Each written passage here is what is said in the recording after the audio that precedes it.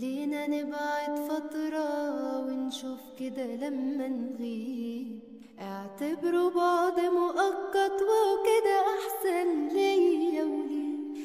خلينا نبعد فترة ونشوف كده لما نغيب، يا نفوق لبعضنا نرجع يا نقول ما حصلش نصيب.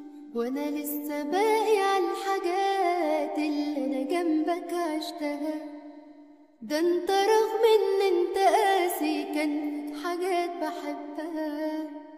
سيبنا نبعد فترة يمكن البعد ده كده يفيدنا، وان حد سألك مرة عني ما تقولش موضوعنا انتهى.